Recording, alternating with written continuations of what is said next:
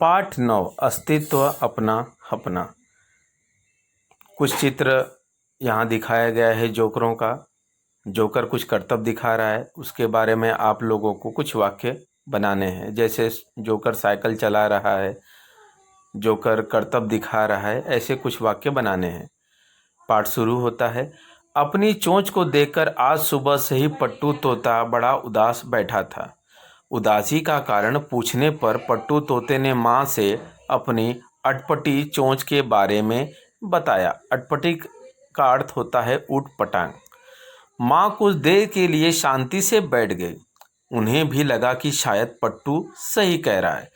पट्टू को समझाएं तो कैसे? तभी उन्हें सूझा कि क्यों न पट्टू को ज्ञानी काका के पास भेजा जाए, जो पूरे जंगल में सबसे समझदार तोते के रूप में जाने जाते हैं। माँ ने तुरंत ही पट्टू को ज्ञानी काका के पास भेज दिया। ज्ञानी काका जंगल के बीचों बीच बहुत पुराने पेड़ की शाखा पर रहते थे। वहां पहुंचकर पट्टू तोते ने देखा कि सारे पेड़ मुरझाए हुए हैं। पट्टू बहुत चिंतित हुआ। उसने इसकी वजह जानने के लिए सभी पेड़ पौधों से पूछा। ओक वृक्ष ने कहा, ओक वृक्ष अर्थात जो है ठंड प्रदेशों में पाया जाने वाला एक वृक्ष होता है जिसको हम ओक वृक्ष कहते हैं। ओक वृक्ष से ओक वृक्ष ने कहा, मैं परेशान हूँ क्योंकि मैं देवदार जितना लंबा नहीं हूँ। देवदार शंकुकार एक वृक्ष होता है। पट्टू ने देवदार, आप देख सकते हैं कि इस पाठ में जो है पट्टू तोता अपनी समस्या लेकर जो है ज्ञानी काका के पास उसकी माँ ने भेजा है। अब पेज नंबर 28 की ओर देखा तो उसके कंधे भी झुके हुए थे। पूछने पर उसने कहा, मैं अंगूर लता की भांति फल नहीं दे सकता हूँ। अंगूर लता इसलिए चिंतित थी कि वह गुलाब की तरह खिल नहीं सकती थी। यह सब देखकर पट्टू तोता परेशान हुआ, चिंतित हुआ और ज्ञानी काका के समक्ष जाकर बैठ गया। समक्ष बैठना मतलब सामने बैठना। अपनी परेशानी व्यक्त करते हुए बोला, काका मेरी भी एक समस्या है। प्यारे बच्चे, तुम्हें क्या दिक्कत है बताओ। ज्ञानी काका ने पट्टू तोते से पूछा। मुझे, काका बोले। पट्टू बताने लगा, मुझे मेरी चोंच पसंद नहीं है। यह कितनी अटपटी सी लगती है, बिल्कुल भी अच्छी नहीं लगती। मेरे दोस्त बिरजू बाज, कालू कौवा, कल्की कोयल सभी की चोंच कितनी सुंदर है। काका बोले, सो तो है, उनकी चोंचें तो बहुत अच्छी हैं। तुम यह बताओ कि क्या तुम्हें खाने में केचुए और कीड़े मकोड़े पसंद हैं? छी, ऐसी बेकार चीज़ें तो मैं कभी न खाऊं। पट्टू ने झट से जवाब दिया। अच्छा छोड़ो, क्या तुम्हें मछलियाँ खिलाई जाएं? काका ने पूछा। या फिर तुम्हें खरगोश और चूहे खिलाए जाएं या परोसे जाएं? काका, कैसी बातें कर रहे हैं आप? मैं एक तोता हूँ, मैं ये सब खाने के लिए नहीं बना हूँ। पट्टू नाराज होते हुए बोला। बिल्कुल सही, काका बोले। यही तो मैं तुम्हें समझाना चाहता हूँ।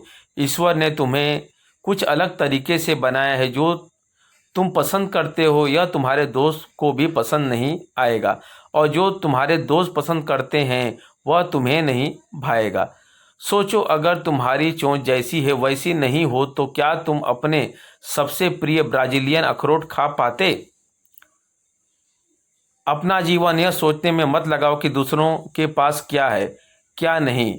बस ये जानो कि तुम जिन गुणों के साथ पैदा हुए हो उनका सर्वश्रेष्ठ उपयोग कैसे किया जाए, उसे अधिक से अधिक कैसे विकसित किया जा सकता है। कुछ देर बाद ज्ञानी काका पट्टू तोते को लेकर एक पेड़ के पास गए जो चिंतित था, खिला हुआ था और ताजगी से नहाया हुआ था। पट्टू ने विस्मित होकर उससे पूछा, बड़ी अजीब बात है, मैंने पूरे बाग में घूम लिया। इस पाठ में पट्टू तोता अपनी परेशानी को बता रहा है ज्ञानी काका को, और ज्ञानी काका जो है उसे ज्ञान देने के लिए एक वृक्ष के पास गए हुए हैं और उसकी जानकारी ज्ञानी काका पट्टू तोते को बता रहे हैं। अब पेज नंबर हम 29 पर पढ़ेंगे और आगे बढ़ेंगे। करके देखा कि एक से बढ़कर एक ताकतवर और बड़े पेड़ दुखी हैं, लेकिन तुम इतने प्रसन्न नजर आ रहे हो, यह कैसे संभव हुआ? पेड़ मुस्कुराते हुए बोला, मित्र, बाकी पेड़ अपनी विशेषता देखने के बजाय स्वयं की दूसरों से तुलना कर दुखी हैं। मैं यह मानता हूँ कि मुझे यहाँ इस बाग में रोपित कराया गया तब यही अपेक्षित होगा कि मैं अपने गुणों से इस बगीचों को सुंदर बनाऊं। मैं किसी और की तरह बनने की बजाय अपनी क्षमता के अनुसार सिस्टम बनने का प्रयास करूंगा। हमेशा प्रसन्न रहता हूं। अंत में ज्ञानी काका ने पट्टू तोते को प्रेम से समझाया, हम सभी में कुछ ऐसे गुण हैं जो अन्य लोगों में नहीं हैं। ज़रूरत है तो सिर्फ उन्हें पहचानने की और उन गुणों को विकसित करने कर अपने क्षेत्र में सफलता प्राप्त करने की। यदि हम विश्वास कर लें कि हम सफल हो सकते हैं तो इससे दूसरे भी हम पर विश्वास करने लगते हैं। इंसान की सबसे बड़ी कमजोरी खुद को दूसरों से कम आंकने की होती है। हमें अपने कमियां पता होना अच्छी बात है। इससे हमें पता चलता है कि हमें किस क्षेत्र में सुधार करना है। जैसे एक जगह लिखा हुआ है कि निंदक नियरे राखिए, निंदा करने वालों को अपने पास रखना चाहिए, क्योंकि वह हमारी जो है कमियां बताते हैं। हमेशा अपने गुणों, अपनी योग्यताओं पर ध्यान केंद्रित करें। यह जान लो कि तुम जितना अपने आप को जानते हो तुम उससे बेहतर हो। बड़ी सफलता उन्हीं लोगों का दरवाजा खटखटाती है जो लगातार खुद के सामने ऊंचे लक्ष्य रखते हैं, अपनी कार्य क्षमता सुधारना चाहते हैं। यह सुनकर पट्टू तोता आत्मविश्वास से झूम उठा और उसने गर्व से अपनी चोंच को देखा। तभी सुंदर हवा बहने लगी और उसने सभी को प्यार से सहलाया। सभी की आंखों में आत्मविश्वास की चमक दिखाई दी। आप लोग, यह पाठ समाप्त हुआ।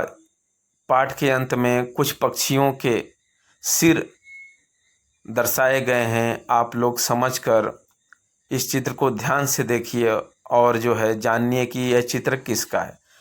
पाठ में कुछ कठिन शब्द भी आए हुए हैं, जैसे उदास मतलब खिन्न होता है, अटपटी मतलब उटपटांग, भाना मतलब पसंद, विस्मित होना मतलब चकित होना, सर्वश्रेष्ठ मतलब सबसे उत्तम, सालाना मतलब धीरे धीरे हाथ फेरना, दिक्कत मतलब कठिनाई, आंकना मतलब अंदाजा लगाना।